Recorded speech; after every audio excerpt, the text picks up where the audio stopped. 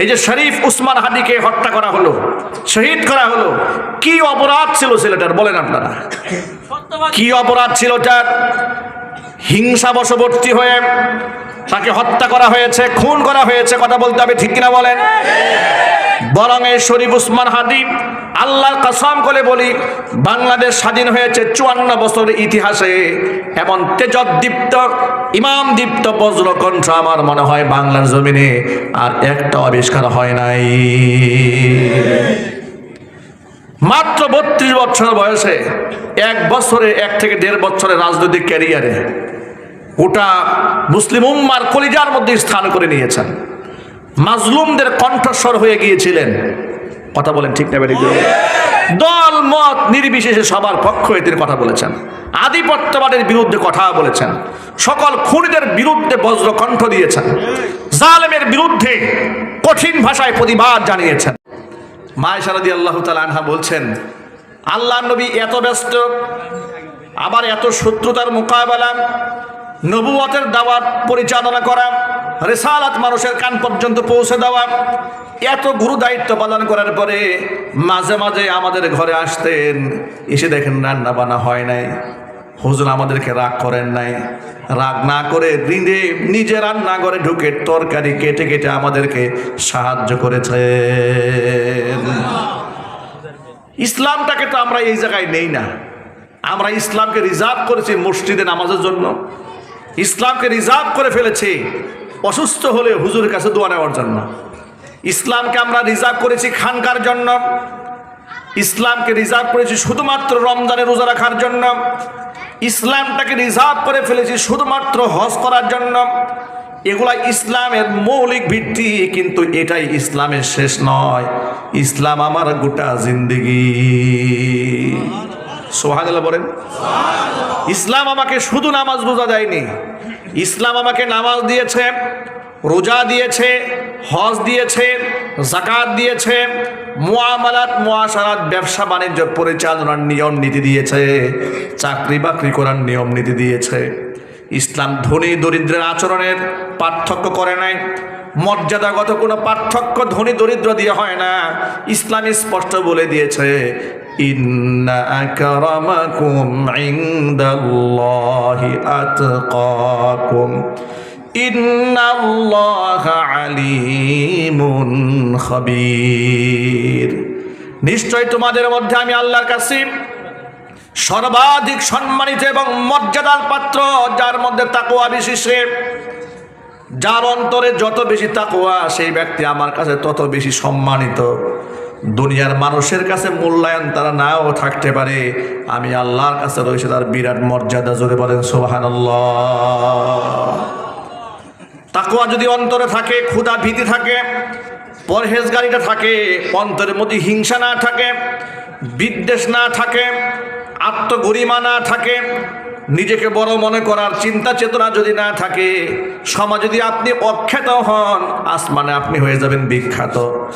নবী করিম সাল্লাল্লাহু আলাইহি সাল্লাম থেকে বর্ণিত হযরত আনাস ইবনে মালিক রাদিয়াল্লাহু তাআলা আনহু বলছেন, হযরত আনাস বলেন, একদিন আমরা রাসূলের পাশে বসে আছি মসজিদে নববীতে, এমন সময় রাসূল আমাদেরকে বলেন, ও সাহাবীরা শোনো, ইয়াতুলু আলাইকুমুল আনা রাজুলুম মিন আহলিল জান্নাহ, ঠিক এই মুহূর্তে তোমাদের মাঝে একজন জান্নাতি ব্যক্তি প্রবেশ করবেন। এই কথা শুনে আমরা থমকে দাঁড়ালাম, অপেক্ষায় রইলাম অধীর আগ্রহে, কে আসেন জান্নাতি ব্যক্তিকে দেখার আগ্রহ তো সবার থাকবে, ঠিক না ঠিক? হযরত আনাস বলেন, ইয তালা আলাইনা রাজুলুম মিনাল আনসার, তাকে দেখলাম বিখ্যাত কোনো ব্যক্তি আসেন নাই, একজন আনসারী সাহাবী আমাদের মাঝে প্রবেশ করলেন। তানতিফু লিহিয়াতুহু বিউদুইহি, মাত্র ওযু করে এসেছেন, দাড়িটা ওযুর পানিতে ভেজা। কদ আল্লাকানা আলাইহি বিয়াদিহি শিমাল, বাম হাতে জুতা ধরে দাঁড়ায় আছে মসজিদে। কত সাদা মাটা চিন্তা করেন তো ভাই, মাত্র ওযু করে এসেছেন, মুখটাও মুছেন নাই, বাম হাতে জুতা ধরে দাঁড়ায় আছেন। নবী করিম সাল্লাল্লাহু আলাইহি সাল্লাম বললেন, ইনি হচ্ছেন আল্লাহর জান্নাতি ব্যক্তি। আরো আসতে সুবহানাল্লাহ পড়েন। এটা ছিল প্রথম দিন। দ্বিতীয় দিন আনাস বলেন, আমরা আবার বসে আছি, রাসূল আবার বললেন, এখন তোমাদের মাঝে একজন বেহেশতি মানুষ আসবে। হযরত আনাস বলেন অধীর আগ্রহে রইলাম দেখি কে আছেন। আশ্চর্যের ব্যাপারটাকে দেখলাম, গতকাল যিনি এলেন আজকেও ঠিক তিনি এসেছেন। ওই আনসারী সাহাবী এলেন, গেল দ্বিতীয় দিন, আবার তৃতীয় দিন হুজুরের মজলিসে বসে আছি। নবীজি সাল্লাল্লাহু আলাইহি ওয়াসাল্লাম বললেন, তোমাদের মাঝে এই মুহূর্তে একজন জান্নাতি ব্যক্তি প্রবেশ করবেন। তৃতীয় দিন আল্লাহর নবী যখন জান্নাতি ব্যক্তির ঘোষণা দিলেন, অধীর আগ্রহে রইলাম দেখি জান্নাতি ব্যক্তিটাকে। কিছু সময়ের মধ্যে তিনি প্রবেশ করলেন যিনি গত দুদিন প্রবেশ করেছেন। আমরা তো অবাক হয়ে গেলাম, এমন কি আমল তার মধ্যে আছে যেটা আমাদের মধ্যে নাই, তার মধ্যে আছে। তাকে স্পেশাল জান্নাতি ব্যক্তি বলে আল্লাহর নবী ঘোষণা দিয়েছেন। সাহাবীদের মধ্যে একজন নাম ছিল আব্দুল্লাহ ইবনে আমর ইবনুল আস রাদিয়াল্লাহু তাআলা আনহুমা। আব্দুল্লাহ ইবনে আমর ইবনুল আস রাদিয়াল্লাহু তাআলা আনহুমা, তার মধ্যে প্রচন্ড আগ্রহ জন্ম নিল যে এই আনসারীর মধ্যে এমন কোন আমল আছে যেটা আমাদের মধ্যে নাই, কেন তিনি জান্নাতি হলেন, একটু আমাদের খুঁজে বের করতেই হবে। একটা কৌশল অবলম্বন করলেন তিনি। আনসারী সাহাবীকে বললেন, ভাই বাড়িতে আমার বাবার সাথে একটু ঝগড়া হয়েছে, মনোমালিন্যতা হয়েছে, আমি 3 দিন বাড়ি যাব না নিয়ত করেছি। আমি আপনার সাথে আপনার বাড়িতে 3টা দিন থাকতে চাই, আপনার কি অনুমতি আছে? তিনি বললেন, কোনো অসুবিধা নাই, চলুন আপনি আমার সাথে আমার বাড়িতে। 3 দিন 3 রাত সময় কাটালেন, বিশেষ কোনো আমল দেখতে পেলেন না। বিশেষ কোনো আমল দেখতে না পেয়ে 3 দিন পরে এবার তিনি মুখ ফুটে বলেই ফেললেন যে, ভাই আসলে আমার বাবার সাথে কোনো ঝগড়া হয়নি, বিবাদ হয়নি, আমি আপনার সাথে একটু কৌশল অবলম্বন করেছিলাম আপনার আমল দেখার জন্য, কারণ আল্লাহর নবী সাল্লাল্লাহু আলাইহি ওয়াসাল্লাম আপনাকে পরপর 3 দিন জান্নাতি ব্যক্তি বলে ঘোষণা করেছেন। এটা জোরে বলতে হবে আল্লাহু আকবার। ওই সাহাবী তখন বললেন, শোনেন, আমার স্পেশাল কোনো আমল নাই, তবে আমি একটা জিনিস করার চেষ্টা করেছি, সেটা হচ্ছে আনা লা গিসু আলা মুসলিমিন, তাম দুনিয়ার কোনো মুসলমানের উপর আমি অবশ্যই কোনো বিদ্বেষ আমার অন্তরের মধ্যে রাখি না। ওয়ালা আহসুদু আহাদান আলা খাইরিন আতাহুল্লাহু ইয়াহু। আমার কোনো ভাইকে আল্লাহ তাআলা কোনো কল্যাণ দিয়েছেন, নিয়ামত দিয়েছেন, যেটা আল্লাহ আমাকে দান করেন নাই, সেটা নিয়ে আমি কখনো হিংসাও করি না। জোরে বলেন সুবহানাল্লাহ। আমি আমার কোনো মুসলমান ভাইয়ের উপর কোনো বিদ্বেষও রাখি না, হিংসাও রাখি না তার কোনো সম্পদের উপরে। এই আমলটা আমি সব সময় করি। আব্দুল্লাহ ইবনে আমর ইবনুল আস রাদিয়াল্লাহু তাআলা বলছেন, এটাই হচ্ছে সেই সিফাত, এটাই হচ্ছে সেই সিফাত যেই সিফাতের কারণে আল্লাহর নবী আপনাকে 3 দিন জান্নাতি ব্যক্তি বলে ঘোষণা করেছেন। এটা কোনো সহজ আমল নয়। আপনি মনের মধ্যে কারো প্রতি হিংসা রাখবেন না, বিদ্বেষ রাখবেন না, গুসা রাখবেন না, জিঘাংসা রাখবেন না। এটা কোনো সহজ আমল নয়, এটা বিরাট কঠিন আমল। আজকে আমাদের গোটা সমাজ ব্যবস্থার দিকে তাকান, হিংসা, বিদ্বেষ, রাহাজানি, খুন খারাপি, জিঘাংসার আগুন। ফেসবুক, অনলাইন, সোশ্যাল মিডিয়াতে ঢোকা যায় না। রাজনৈতিক একে অপরের প্রতিপক্ষকে কিভাবে চরিত্রহীনতার দিকে ঠেলে দিচ্ছে, কিভাবে তার সম্মানহানি করছে, মর্যাদা হানি করছে, ব্যক্তিগত বিষয় ফেসবুকে এনে মানুষের সামনে তুলে ধরা করছে। অবস্থা এমন হয়েছে, এখন আবার টকশো তৈরি হয়েছে। টকশোর সার মর্মই হচ্ছে কে এক পক্ষ আরেক পক্ষকে যুক্তি দিয়া, তর্ক দিয়া কেমনে ঘায়েল করা যায়, কেমনে একজনের বদনাম টেনে বের করা যায়, যেটা দোষ না সেটাকে গবেষণা করে কিভাবে দোষ হিসেবে উপস্থাপন করে প্রতিপক্ষকে ঘায়েল করা যায়। ঠিক না বেটা, একজনে বলেন। এগুলো হয়ে গেছে মুসলমানদের আমাল। যে মুসলমানদের কলিজার মধ্যে এমন হিংসা থাকে, সেই মুসলমান কেমনে কল্যাণ হাজির করবে আপনারা বলেন তো ভাই। এই যে শরীফ উসমান হাদিকে হত্যা করা হলো, শহীদ করা হলো, কি অপরাধ ছিল ছেলেটার বলেন আপনারা? কি অপরাধ ছিল তার? হিংসা বশবর্তী হয়ে তাকে হত্যা করা হয়েছে, খুন করা হয়েছে। কথা বলতে হবে, ঠিক কিনা বলেন?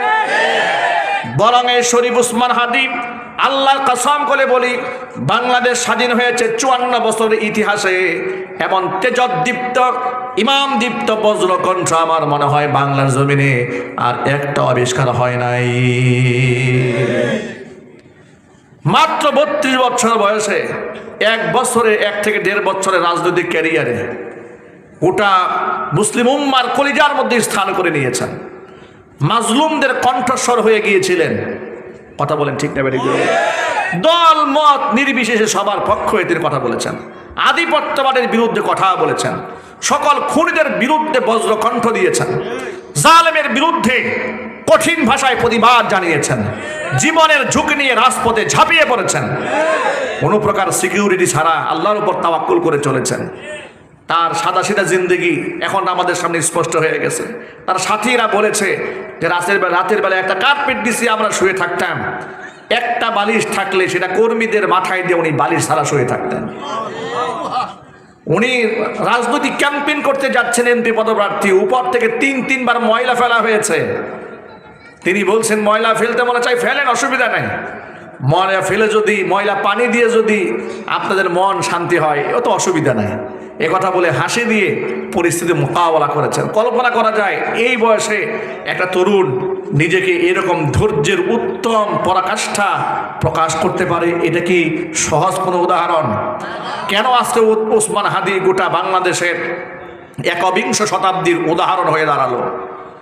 মানুষ তো শত বছর রাজনীতি করে এই রাজনৈতিক সফলতা অর্জন করতে পারে না। সে মাত্র 1 বছরে যা করেছে, সে কোনো মন্ত্রীও ছিল না, এমপিও না, বাংলাদেশের প্রতিষ্ঠিত কোনো রাজনৈতিক নেতাও না, কিচ্ছু না। এমন একজন ব্যক্তি যার কোনো চেয়ার নাই, কোনো ক্ষমতা নাই, কোনো দল নাই, ইনকিলাব মঞ্চ ছোট্ট একটা সামাজিক সংগঠন, ব্যাস 8 আসনের তিনি ছিলেন স্বতন্ত্র পদপ্রার্থী। বাংলাদেশের হেভিওয়েট প্রার্থীদের বিরুদ্ধে একেবারে চুনোপুঠির মতো, কিন্তু মহান আল্লাহ পাক তার তাকওয়ার কারণে, তার সততার কারণে, ইনসাফের কারণে, খোদাবিদের কারণে, শাহাদাতের তামান্নার কারণে তাকে আল্লাহ পাক চুনোপুঠি রাখেন নাই।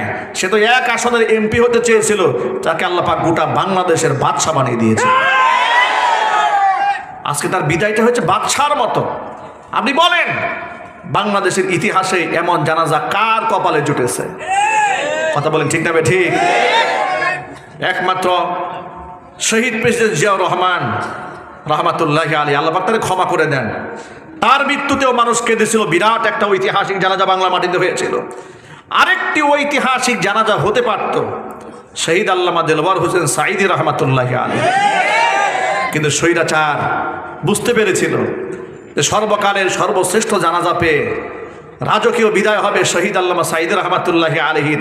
এটা খুনিরা বরদাস্ত করতে পারে নাই, ভারতের গোলামরা, 5 গোলামেরা বরদাস্ত করতে পারে না।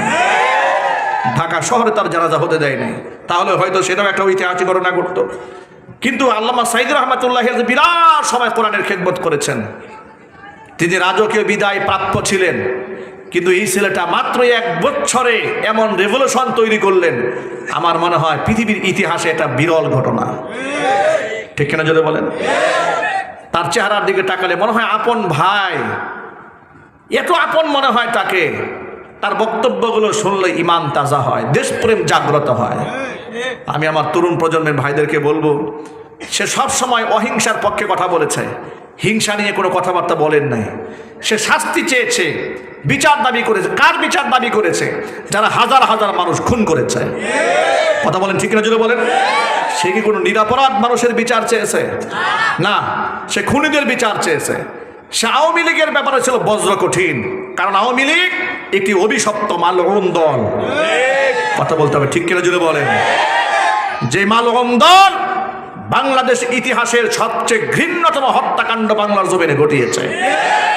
আলেমদেরকে খুন করেছে, মাদ্রাসার ছাত্রদেরকে খুন করেছে, এতিমদেরকে শহীদ করেছে, বিরোধী দলীয় নেতা কর্মীদেরকে তাদেরকে গুম করেছে, খুন করেছে।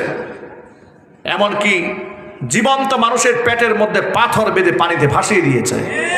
এমন হিংস্র হায়না, জঙ্গলি জানোয়ারও তার প্রতিপক্ষের সাথে এই আচরণ করে না যে আচরণ খুনি হাসিনা বাংলাদেশের মানুষের সাথে করেছে। কথা বলতে হবে ঠিক কিনা বলেন? আর এগুলা করেছে একমাত্র তাদের তথাকথিত স্বামী নরেন্দ্র মোদীকে খুশি করার জন্য। আজকে সে ধিক্কৃত, নিন্দিত, অভিশপ্ত মালউন হাসিনা এর বাহিনী দিয়ে এই শহীদ উসমান হাদিকে দুনিয়া থেকে শেষ করে দিল। সে মনে করেছিল এই উসমান হাদিরা যদি বেঁচে থাকে তাহলে আমরা আর রাম রাজ্য কায়েম করতে পারবো না, এই চিন্তা করে তাকে মেরেছে। কিন্তু ওই স্বৈরাচারী খুনি হাসিনা এবং ওদের নাতিপুতিরা চিন্তাও করতে পারে নাই হাদি এক হাদি চলে গেলে লক্ষ কোটি মুমিন মুসলমানের কলিজার মধ্যে হাদির মতামত আর মহব্বত আল্লাহ ঢুকাই দেবে। আগে তো হাদি একজন ছিল, এখন বাংলাদেশের ঘরে ঘরে হাদি জন্ম নিয়েছে। ঠিক না বেরিয়ে যদি বলেন? খুনি হাসিনা বেঁচে থেকে আজকে মরা। ঠিক না বলেন? খুনি হাসিনা এবং ওদের নাতিপুতিরা বেঁচে থেকে ওরা মৃত। আর পক্ষান্তরে শহীদ উসমান হাদি দুনিয়া থেকে চলে যাওয়ার পরেও তিনি জীবিত, কোটি মানুষের হৃদয়ে রাজত্ব করে যাবে কিয়ামত পর্যন্ত। এটা আল্লাহ পাকের ওয়াদা। আল্লাহ পাক সূরা মারিয়ামের শেষ দিকে আল্লাহ এই ওয়াদা করেছেন। এই ওয়াদাটা কি? ইন্নাল্লাযীনা আমানু ওয়া আমিলুস সালিহাতি সায়াজআলু লাহুমুর রাহমানু উদ্দা। নিশ্চয় যারা ঈমান আনে, ভালো কাজ করে, সায়াজআলু লাহুমুর রাহমানু উদ্দা, আমি আল্লাহ তাআলা অবশ্যই তাদের জন্য মানুষের অন্তরে মহাব্বত পয়দা করে দেব। ঠিক তাই হয়েছে। একদিক থেকে মাওলানা সাঈদী রাহমাতুল্লাহি আলাইহিকে মানুষ যেমন ভালোবাসে, এখনো পর্যন্ত তার জন্য মানুষ চোখের পানি ছাড়ে। তার এক একটা বক্তব্য এখনো পর্যন্ত মনে হয়, শুনলে মনে হয় যে বর্তমান সমাজকে নিয়ে তিনি গতকালকে ওয়াজ করেছেন। ঠিক কিনা জোরে বলেন? এমন জীবন্ত মনে হয়। এমন একজন কিংবদন্তি তিনি ছিলেন। অনুরূপভাবে উসমান হাদির দিকে তাকায় দেখেন, তার এক একটা বক্তব্য সোশ্যাল মিডিয়াতে এখন ভাইরাল। বক্তব্যগুলো শুনলে কলিজার মধ্যে আগুন লেগে যায়, শরীরটা হিম হয়ে যায়, পশম দাঁড়িয়ে যায়। শাহাদাতের তামান্না এমনভাবে পেশ করেছেন, তিনি বলেছেন, আমি লম্বা সময় বেঁচে থেকে লাভটাকে যদি উম্মার জন্য কিছু করে যেতে না পারি, আর যদি আমার হায়াতটা ছোটও হয়, উম্মার জন্য যদি আমি কিছু একটা করে যেতে পারি, মানুষ আমাকে শত শত বছর মনে রাখবে। উসমান হাদির দোয়া আল্লাহ কবুল করেছেন। এমন কাজ তিনি করেছেন, আল্লাহর কাছে এমনভাবে মঞ্জুর হয়েছে, শত বছর নয়। আমার মনে হয় এই দেশ যতদিন থাকবে, উসমান হাদি মানুষের কলিজার মধ্যে ততদিন থাকবে। যুবক ভাইরা, সত্য পথের প্রতীক হন, হকের উপর দৃঢ় হন, ঈমান এবং তাকওয়ার উপরে নিজেকে আবদ্ধ করে ফেলুন। এই উসমান হাদি এক পবিত্র পরিবার থেকে এসেছে। তার বাবা ছিল একজন বড় আলেম, তিনি ইন্তেকাল করেছেন। তার ভাই একজন বড় আলেম, যিনি তার জানাজার নামাজে ইমামতি করলেন। তার একটা সন্তান আছে, তার একটা স্ত্রী আছে। তার স্ত্রীটা দেখেন, আজকে উসমান হাদির জায়গায় অন্য কোনো যদি অবস্থা হতো, তাহলে এই জায়গায় দৌড়ে আসা তার বউ মানুষের কাছে সিম্পিতি দিত। লক্ষ লক্ষ মানুষ তার জন্য দোয়া করছে, কোটি কোটি মানুষ দোয়া করছে। ওসমান হাদির স্ত্রীকে আজ পর্যন্ত জাতি কেউ দেখেছে? আল্লাহু আকবার বলে। কেমন স্ত্রী পেয়েছে উসমান হাদি! স্ত্রী যেমন স্বামী পেয়েছে, স্বামীও তেমন গুণবতী স্ত্রী পেয়েছে। কয়েকদিন আগে, এই যে দুদিন আগে, সম্ভবত গতকালকেই তো ঢাকাতে যখন তাকে দেখতে এসছে, পর্দা, খাস পর্দার এক উজ্জ্বল দৃষ্টান্ত। যেখানে এই সমাজে অনেক সময় দেখা যায় কিছু কিছু মহিলা মাদ্রাসার শিক্ষিকারা টিকটক ভিডিও বানায় বর্তমানে। কথা ঠিক না বেরিয়ে জোরে বলেন? নাম দিয়েছে উস্তাজা। কি দিয়েছে নাম? উস্তাজা। টিকটক ভিডিও বানায়, মানুষের সামনে ভাইরাল হয়, শরীর অঙ্গ প্রত্যঙ্গর ঝাঁকুনি দিয়া মানুষদেরকে আকৃষ্ট করে। এইরকম ফিতনার জমানায় উসমান হাদি এমন একজন স্ত্রী পেয়েছে, যে স্ত্রী তাকে দেখতে এসেছে হসপিটালে, তার মরদেহ। তখন আসার সময় সমস্ত ক্যামেরা বন্ধ করতে বলেছে। তিনি যখন গাড়ি থেকে নামবেন, তিনি কিন্তু বোরকা পরা, বোরকা 100% পর্দা করার পরও তিনি বলছেন সমস্ত ক্যামেরা বন্ধ করতে হবে। ক্যামেরা বন্ধ করা হয়েছে। তিনি যখন নেমেছেন তখন তার জন্য রানিং পর্দা, অর্থাৎ গাড়ি থেকে যে নেমে এই অতদূর পথ হসপিটাল ভিতরে হাঁটবে, সেটাও যেন তার গায়ের বুরকার কালারটা কেমন মানুষের দেখতে না পারে, রানিং পর্দার ব্যবস্থা করা হয়েছে। আল্লাহু আকবার বলেন। উসমান হাদি যেমন গোটা মুসলিম উম্মার জন্য আইডলে পরিণত হয়েছে, গোটা দেশের তরুণদের কলিজা জায়গা নিয়েছে, উসমান হাদির স্ত্রীও আমার মা বোনদের জন্য একটা আইডল, আইকনে পরিণত হয়েছে। ঠিক কিনা চিল্লায় বলেন? আপনি ইসলামকে লালন করেন, আল্লাহ আপনার মর্যাদা বাড়াই দেবে। কয়েকদিন দেখলাম বামরা আমরা লেখা শুরু করেছে, কেমন বউ, স্বামীর এই অবস্থা একটাবার দেখতেও আসলো না, আরে বেটা, উসমান হাদির বউ কি তোর বউর মতো নোংরা মহিলা নাকি? ঠিক না বেটা, একজনে বলেন।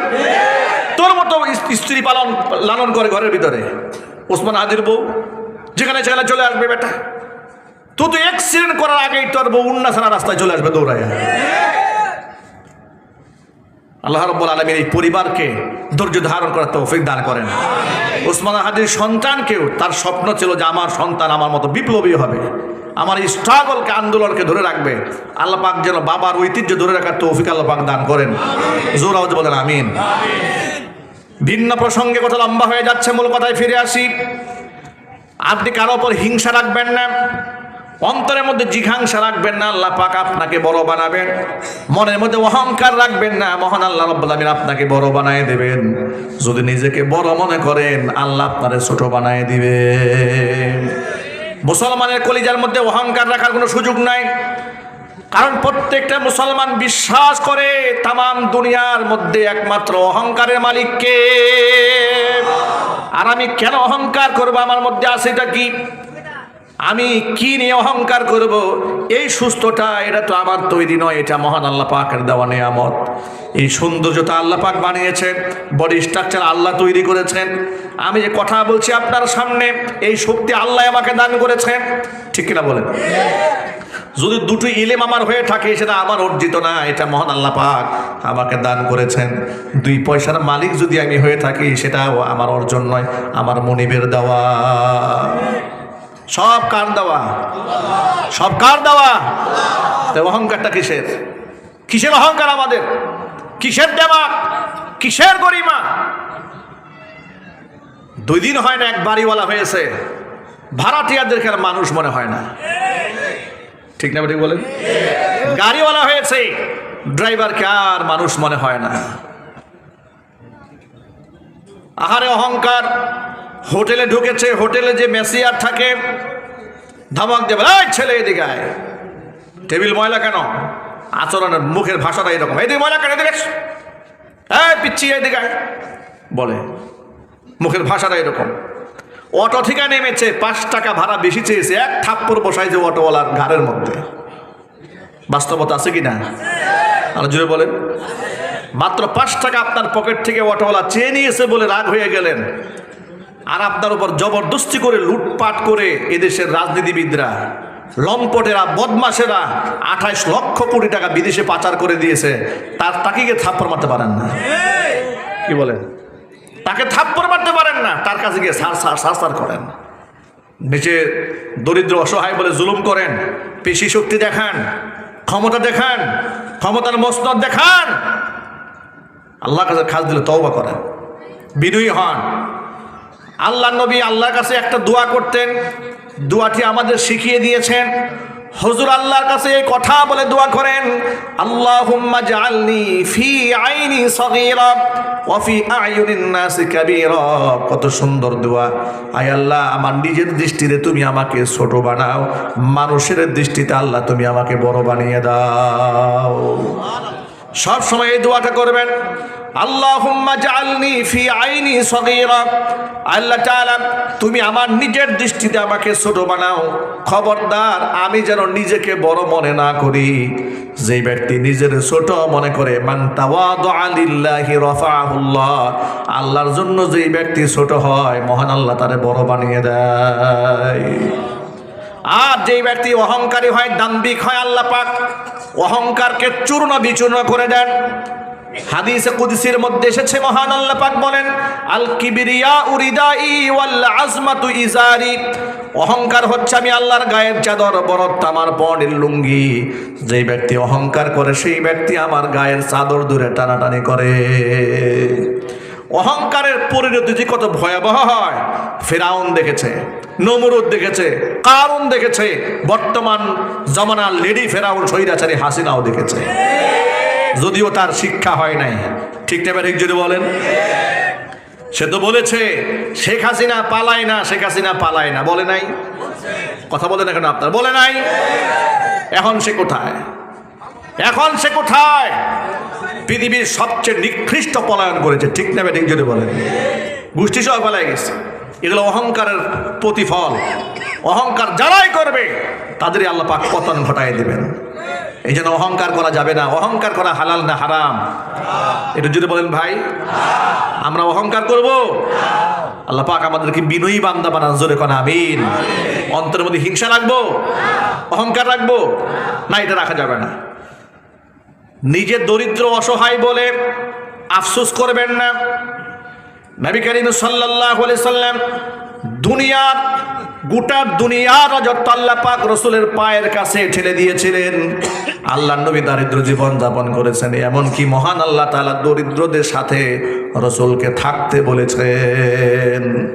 উয়াইনা ইবনে হিসিন নামক এক ভদ্রলোক, মক্কার কুখ্যাত কুরাইশি কাফের, রাসূলের কাছে এসে বলল, মুহাম্মদ সাল্লাল্লাহু আলাইহি ওয়াসাল্লাম, সবসময় তো আপনি এই আপনার সাথী সঙ্গীদেরকে তালিম দেন, তরবিয়ত দেন, এরা সব খেটে খাওয়া গরিব মানুষ, পশ্চিমী জামা পরে ক্ষেত খামারে কাজ করে, এরা আমাদের দাস দাসী, এরা আপনার কথা শুনে। তা আপনি কি চান না আমরা যারা সমাজে এলিট পিপল, যারা সম্ভ্রান্ত ভদ্রলোক, মানে ধরেন আমাদের সমাজে কিছু বুদ্ধিজীবী আছে না, কথা বলে না, আমাদের সমাজে তথাকথিত কিছু সুশীল আছে না দেশে, এই সুশীলগুলা দেখবেন তাদের ঘুম কখন ভাঙে জানেন? এই দেশে যদি মানুষ মারা যায় নিরপরাধ, এদের ঘুম ভাঙে না। কোনো বোরকা পরা মহিলা লাঞ্ছিত হয়, অপমানিত হয়, এদের ঘুম ভাঙে না। বোরকা পরা মহিলা যদি পুরস্কৃত হয়, এরা ধন্যবাদ দিতেও সময় পায় না। কিন্তু হাফ প্যান্ট পরা মহিলার বিরুদ্ধে কেউ কথা বললে কোমরে গামছা বেঁধে নামে। ঠিক না ঠিক যদি বলেন? এই যে তথাকথিত নাগরিক পার্টি দেখেন, উসমান হাদি গুলিবিদ্ধ হলো, এ নিয়ে ওদের কোনো আওয়াজ নাই, প্রতিবাদ নাই, মানববন্ধন নাই, মিছিল নাই। আর প্রথম আলো পত্রিকা অফিসে হামলা করা হয়েছে, মায়া কান্না কাকে বলে, আহারে রাষ্ট্রের সম্পদ শেষ হয়ে গেল। এখন এদের কাছে এই বিল্ডিংয়ের মূল্য আছে, কিন্তু উসমান হাদির মতো ব্যক্তিদের দাম নাই। যে সমস্ত ব্যক্তিদের কাছে বিল্ডিংয়ের মূল্য থাকে, এদের চরিত্র আপনাকে স্মরণ করায় দেই। ওদের মধ্যে কিছু বুদ্ধিজীবী বলছেন যে বিল্ডিংয়ের কি অপরাধ, বিল্ডিং কি দোষ করলো, প্রথম আলো কি দোষ করেছে।